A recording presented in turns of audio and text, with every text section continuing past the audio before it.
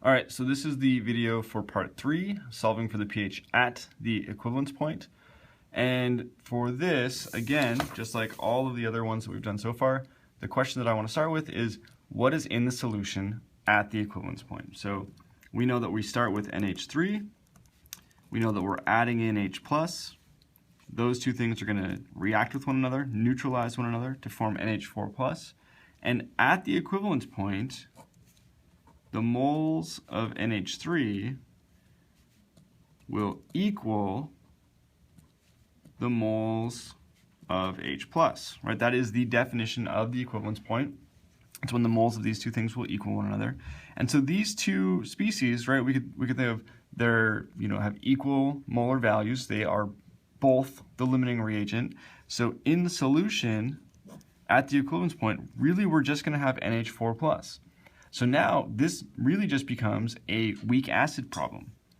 NH4 plus H2O is going to go to H3O plus NH3. That Ka equals 5.56 times 10 to the minus 10th, which we solved for in the last part. And the only trick, or the only thing we really need to worry about, is what is that initial concentration of NH4+.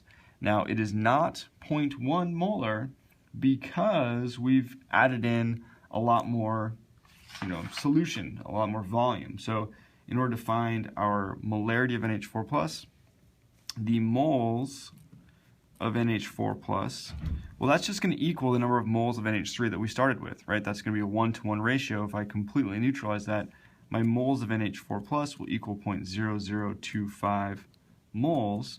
And then I need to figure out what the total volume is. The total volume is going to be 50 milliliters. I know that because going back to my original problem,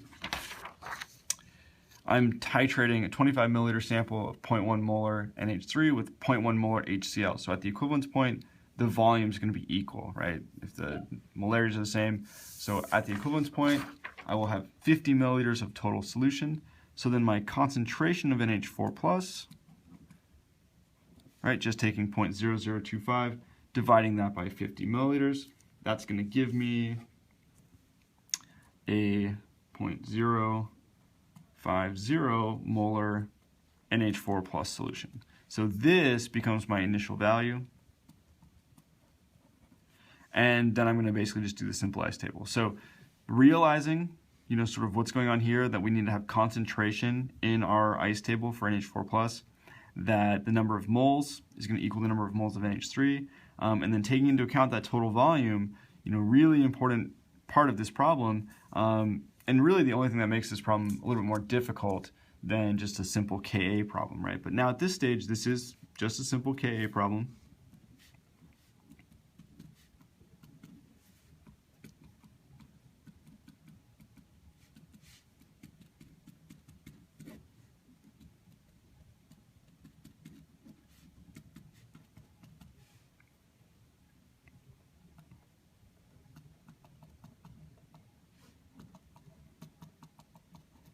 So here I've gone ahead and solved my ice table.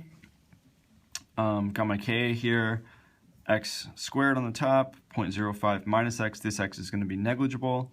Again, I can always do that check where once I solve for x, if I subtract that from 0.05, does it change this value? That's going to equal my concentration of H+, and from that I can solve for my pH, which is going to be 5.28. And the last thing we can do, of course, is double check on our chart. At the equivalence point, we have a pH that's given of 5.28, so that looks good.